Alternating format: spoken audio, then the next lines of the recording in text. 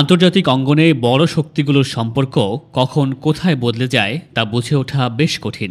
কিন্তু গত কয়েকদিনে এমন একটি ঘটনা ঘটেছে যা শুধু ভারত যুক্তরাষ্ট্র সম্পর্কে নয়, দক্ষিণ এশিয়ার সামরিক ভারসাম্যতেও নতুন চিন্তার বিষয়।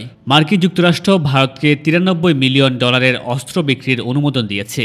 এই অনুমোদন এসেছে এমন এক সময়ে যখন দুই দেশের বাণিজ্য উত্তেজনা ধীরে ধীরে কমছে। কয়েক সপ্তাহ আগেই ভারত যুক্তরাষ্ট্র এলপিজি নিয়ে একটি বিশাল বাণিজ্য চুক্তি করেছে। আর সেই বড় খবরের ঠিক পরেই হঠাৎ করে যুক্তরাষ্ট্র অস্ত্র বিক্রির ছাড়পত্র দিল।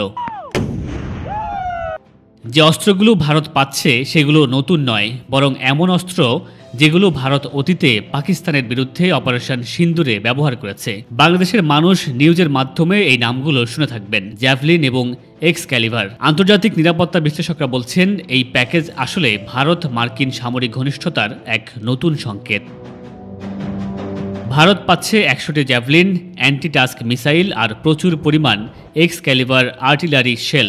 জ্যাভলিন নিয়ে বিশ্বজুড়ে প্রচুর আলোচনা। ইউক্রেন রাশিয়া যুদ্ধে ইউক্রেন এই মিসাইল দিয়ে রাশিয়ার বহু ট্যাঙ্ক থামিয়ে দিয়েছে।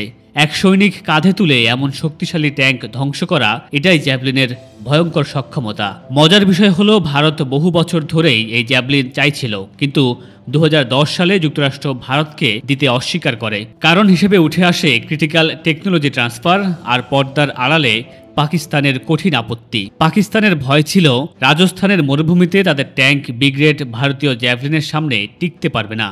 তখন ভারত ইসরায়েলের স্পাইক কিনে নিজেরাও মিসাইল বানায়। কিন্তু ভারতীয় সেনাবাহিনীর চাওয়া ছিল পরিষ্কার, জ্যাভলিনই চাই। সেই চাওয়া 12 বছর ধরে আটকে ছিল, আর এখন সেই ঢিল হঠাৎ করে নীরবে অনুমোদিত হলো।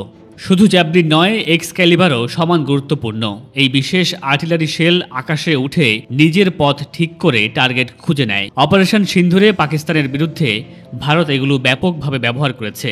তাই এখন ভারত দ্রুত রিস্টক করতে চাইছে। এই প্যাকেজ হাতে এলে পাকিস্তানের উদ্বেগ বাড়বে, কারণ সীমান্তের কাছে ট্যাঙ্ক নামানো তাদের জন্য আরও ঝুঁকিপূর্ণ হয়ে উঠবে। কিন্তু পুরো ঘটনাটির আরেকটি রাজনৈতিক দিকও আছে। যুক্তরাষ্ট্রের প্রেসিডেন্ট ট্রাম্প বর্তমানে মধ্যপ্রাচ্যের সৌদির সঙ্গে F-35 যুদ্ধ বিমান নিয়ে দর কষাকষিতে ব্যস্ত।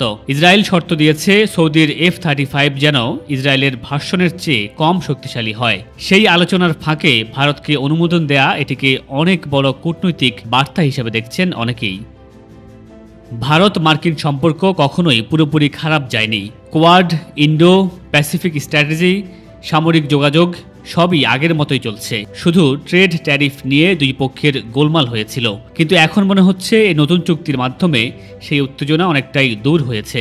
বাংলাদেশের দৃষ্টিতে ঘটনাটি গুরুত্বপূর্ণ, কারণ দক্ষিণ এশিয়ায় প্রতিটি সামরিক পরিবর্তনই এই অঞ্চলের কৌশলগত পরিবেশকে প্রভাবিত করে।